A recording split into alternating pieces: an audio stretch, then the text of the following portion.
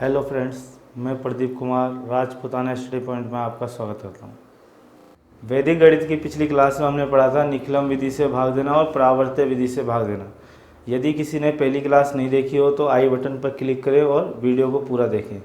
आज हम पढ़ेंगे वैदिक विधि में ध्वजांक विधि से भाग देना।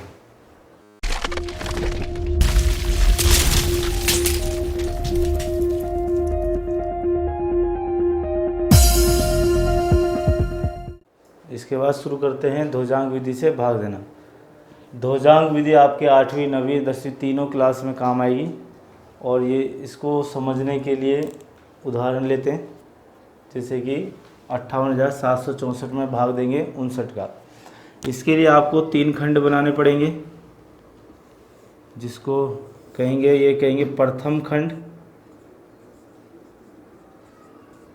ये हो जाएगा अपना मध्य खंड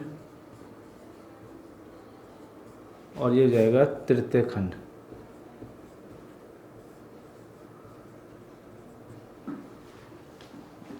भाग अपने को देना है 59 का, तो इसमें जो इकाई अंक होगा, पीछे वाला इकाई अंक हमेशा एक ही अंक लेना है। यह हमेशा होगा ध्वजांक, इसको बोलते हैं ध्वजांक। इसके अलावा यहाँ पर चाहे एक संख्या बचे चाहे 2 संख्या, उसे बोलेंगे मुख्यांक। मुख्यांक है यहाँ पे 5। मध्य खंड और तृतीय खंड में हमेशा जिस संख्या में भाग देना है उसका इकाई अंक ही आएगा। जैसे यहाँ पर इकाई अंक है 4, तो यहाँ पे हमेशा इकाई अंक यानी कि एक ही संख्या आएगी, वो भी इसकी इकाई अंक। उसके अलावा जो बचेगा वो बीच में आएगा मध्य खंड में। मुख्यांक का सबसे पहले इसमें मध्य खंड में भाग देंगे, लेकिन इसमें एक एक संख्या करके देना है। जैसे 5 का डिवाइड पहले 5 में देंगे, तो 5 का भाग 5 में एक बार जाएगा। जितनी बार भी भाग जाए वो भागफल होता है, उसको हमेशा यहाँ पे लिखना है। जैसे इसका भागफल आया 1, यहाँ पर क्योंकि 5 का भाग 5 में जाएगा एक बार, तो यहाँ पर जो शेष फल बचेगा वो 0 बचेगा। तो जो भी शेष फल आएगा वो अगली संख्या के नीचे लगा देना है। तो यहाँ पर जो अपने पास नया भाज्य जो प्राप्त होगा वो होगा 0,8 यानी कि 8। अब जो नया भाज्य है उसमें हमेशा निकालना पड़ेगा अपने को संशोधित भाज्य। ध्वजांक विधि को समझने के लिए अपने को 3 स्टेपों का याद रखना है हमेशा। पहली स्टेप है भाग देना है,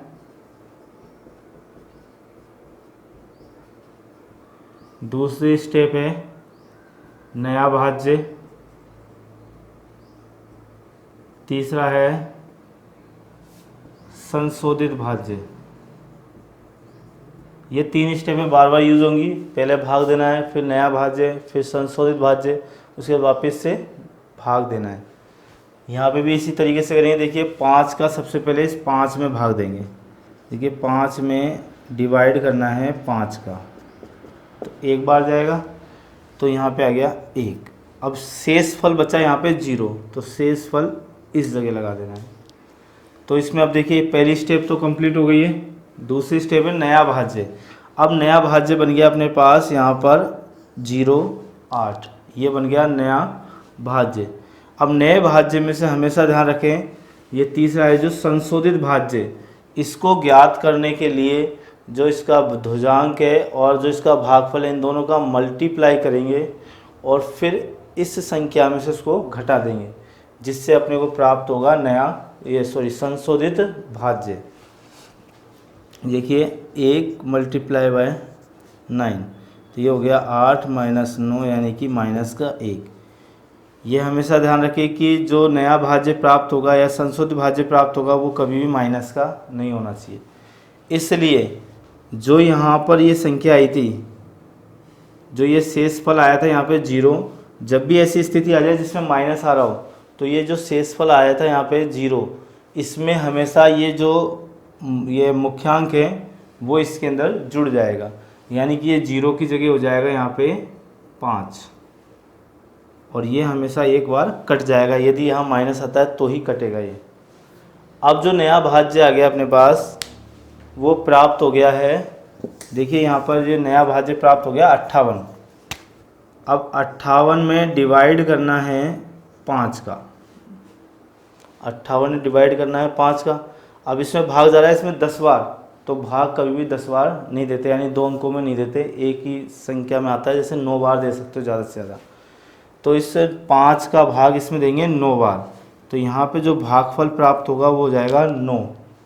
और जो इसका शेषफल बचेगा, यानी कि भाग गया 9 बार, शेष बचेगा यहाँ पे 13, और किससे डिवाइड किया था 5 से, तो जो शेषफल है वो अगली संख्या के नीचे आ जाएगा। यानी कि ये अपने को प्राप्त हो गया नया भाज्य, यानी कि अब अपने पास नया भाज्य आ गया। नया भाज्य आ गया है 137। इसमें से अपने को निकालना पड़ेगा फिर वापस से संशोधित भाज्य, और संशोधित भाज्य निकालने के लिए संशोधित भाज्य निकालने के लिए 137 माइनस इस 9 का इस 9 से मल्टीप्लाई कर देंगे, यानी कि ये हो गया 137 माइनस 81।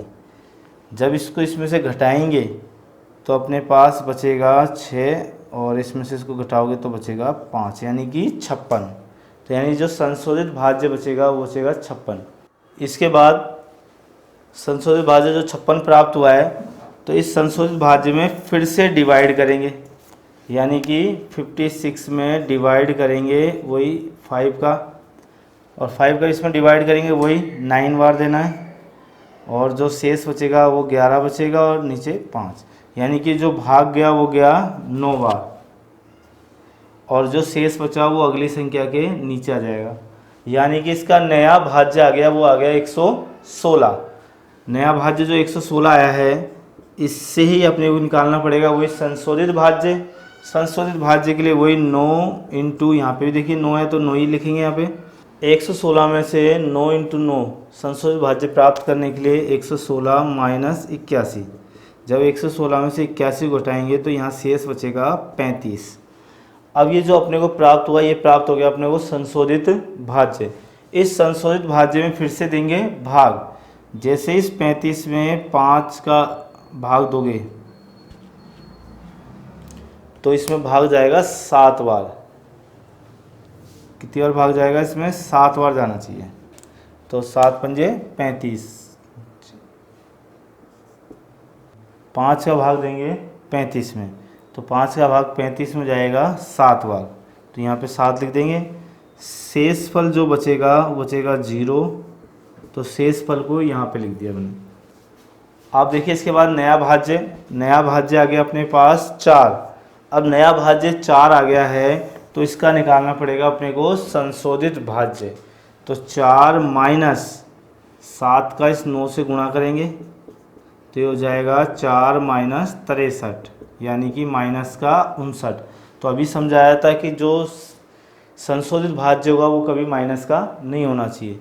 अगर संशोधित भाज्य माइनस आता है तो इससे आगे वाली जो भागफल में संख्या है उसको एक कम कर देते हैं, यानी कि इसकी जगह लिख देंगे यहाँ पे 6, 7 की जगह आ जाएगा 6।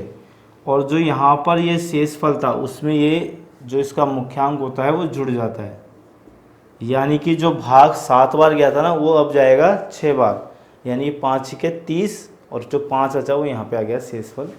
तो इसकी जो नया भाज्य आ गया वो आ गया है अपने पास 54 माइनस, वही सबसे पहले संशोधित भाज्य निकालेंगे तो 9 6 54, यानी 54 में से जब 54 घटाएंगे तो शेषफल कितना आ जाएगा 0। यानी कि इससे देखिए इसका जो भागफल है वो अपने को प्राप्त हुआ है। भागफल जो प्राप्त हुआ वो प्राप्त हुआ है 9 9 और 6, यानी कि 996। और शेषफल जो प्राप्त हुआ वो अपने को प्राप्त हुआ है इसका 0। तो इसका भागफल हो गया ये और शेषफल हो गया। इसी तरह ये दूसरा सवाल लेते हैं। देखिए सबसे पहले वही प्रथम खंड,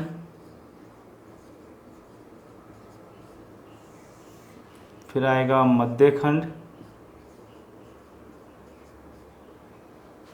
फिर लास्ट में आएगा तृतीय खंड।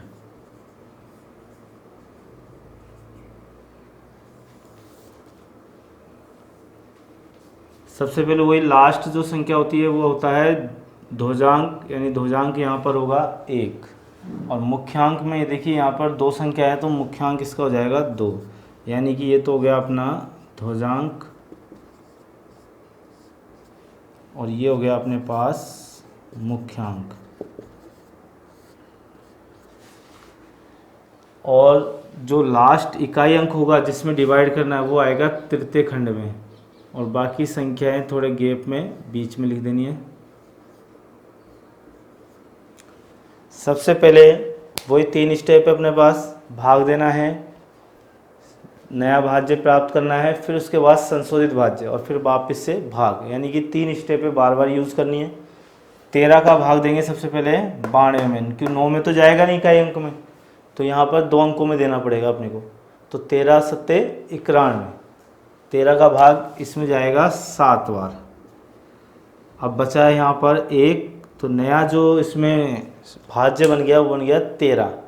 इससे निकालना पड़ेगा अपने को संशोधित भाज्य, यानी कि 7 का मल्टीप्लाई करेंगे 1 से, तो 7 एकम 7, और 13 में से जब 7 को घटाया जाएगा, यानी 13 माइनस 7, तो यहाँ पे अपने पास जो बचेगा वो बचेगा 6। तो ये जो प्राप्त हुआ ये अपने को प्राप्त हो गया इसका संशोधित भाज्य। इस संशोधित भाज्य में फिर से देंगे 13 का भाग, लेकिन 13 का भाग इसमें जाएगा नहीं। लेकिन यहाँ पे देखिए नेगेटिव संख्या नहीं आ रही है, अगर इसके आगे माइनस का निशान आता तो इसको भागफल को 1 कम कर सकते थे, लेकिन यहाँ पर ऐसा नहीं आ रहा है। तो यहाँ पर इस 6 में तो इसका भाग जा रहा नहीं है, तो यहाँ पे लगेगी भाग टूटने की 0, और ये 6 अगली संख्या के नीचे आ जाएगा, यानी कि जो अब नया भाज्य प्राप्त होगा वो अपने को हो गया 65। अब 65 में 13 का भाग देंगे, तो 13 का भाग जाएगा 65 में 5 बार, 13 पंजे 65। तो यहाँ पर जो शेष फल बचा वो बचा है 0। अब शेष फल 0 आ गया, तो ये प्राप्त हो गया अपने को नया भाज्य। इस नए भाज्य से अपने को बनाना पड़ेगा संशोधित भाज्य, यानी कि नया भाज्य तो हो गया अपने पास 8, और संशोधित भाज्य के लिए 5 का गुणा करना पड़ेगा 1 से, तो 5 एकम 5, तो 8 में से 5 जब घटाएंगे तो बचेगा अपने पास 3। तो ये जो बचा है ये अपने पास यहाँ पर लिख देंगे, क्योंकि ये संशोधित भाज्य, और ये अपने पास जब भी इस लाइन से इधर आ जाते हैं और अगर ये प्लस की संख्या बचती है और इस भाजक से कम है, जैसे 131 है, इससे कम आती है, तो यही अपना शेषफल होगा, यानी कि इसका भागफल हो गया 105 और जो शेषफल हो गया वो हो गया 3। तो ये थोड़ा इजी सवाल था जिससे आसानी से समझ सकते हैं।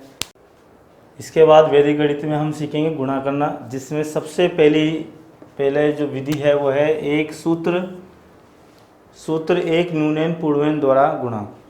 इसकी सिंपल सी पहचान है, इसके जो मल्टीप्लाई में आएगा वो हमेशा एक 999 की संख्या आएगी, यानी कि जैसे एग्जाम्पल के लिए मान लीजिए 54 मल्टीप्लाई बाय 99, ये अपने संख्या लिए, तो इसमें अपने को करना कुछ नहीं है, सिंपल सा ध्यान रखें। सबसे पहले जो आगे वाली संख्या है इसमें 54, उसमें से हमेशा 1 कम कर दो, यानी जो आगे संख्या है उसमें से हमेशा क्या कर दो, 1 कम कर दो।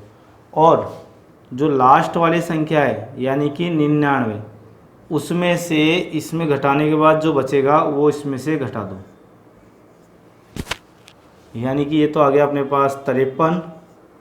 और यहाँ पे देखिए 9 में से 3 को घटाएंगे तो 6, और 9 में से 5 को घटाएंगे तो बचेगा अपने पास 4।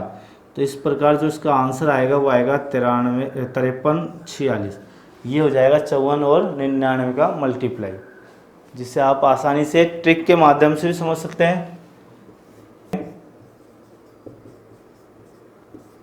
जैसे देखिए 54 मल्टीप्लाई बाय 99, अपने को यहाँ पर जब 9th 10th क्लास में पढ़ते जब तो इस तरीके से करना है, लेकिन आगे कंपटीशन एग्ज़ाम में इसको ऐसे नहीं करके डायरेक्ट कर सकते हो। यहाँ पे देखिए कितना है, 54 है, 54 में से 1 कम करेंगे तो डायरेक्ट आ जाएगा 53, और फिर इस 9 में से यहाँ पे घटा के लिख दो, 9 में से 3 घटाए तो 6 और 9 में से 5 घटाए तो 4, यानी कि डायरेक्ट मल्टीप्लाई हो जाएगा ये। ऐसे आप किसी भी संख्या कर सकते हो, ज़रूरी नहीं है ये इतनी सी संख्या हो। जैसे 137 मल्टीप्लाई बाय 99999, मान लीजिए ये संख्या है, तो इसको भी आप आसानी से कर सकते हैं। देखिए पहले इसे बताते हैं, 137 माइनस 1, फिर देखिए 9999 माइनस 1 136, क्योंकि यहाँ पे 137 में 1 घटाएंगे तो 136 ही बचेगा। 136, देखिए 9 में से ये गए तो बचे यहाँ पे 3, 9 में से यहाँ पे 6 और 9 में से यहाँ पर 8 और बाकी बचा ये 9, यानी कि जो इसका आंसर आएगा 136,99863, ये इसका मल्टीप्लाई हो जाएगा। इस तरीके से आप किसी भी 99 वाली संख्या को किसी भी संख्या से मल्टीप्लाई करना हो तो आसानी से आप मल्टीप्लाई कर सकते हैं। इसके बाद देखिए एक और ट्रिक है जिसमें आप सेम संख्या का जब भी मल्टीप्लाई करोगे तो आसानी से गुणा कर सकते हैं।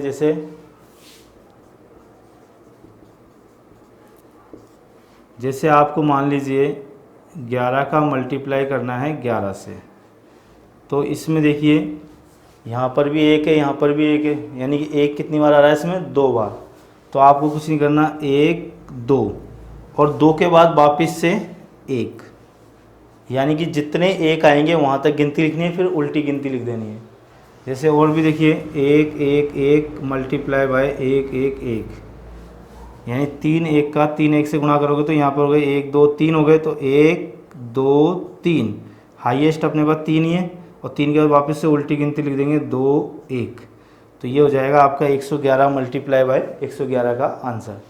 और भी हो सकते हैं, जैसे आप बड़े से बड़ा भी कर सकते हैं, 1 1 1 1 1, यानी 5 बार 1 1 ले लिया, तो आपके यहाँ पर देखिए 5 बार जब 1 1 लिया है आपने,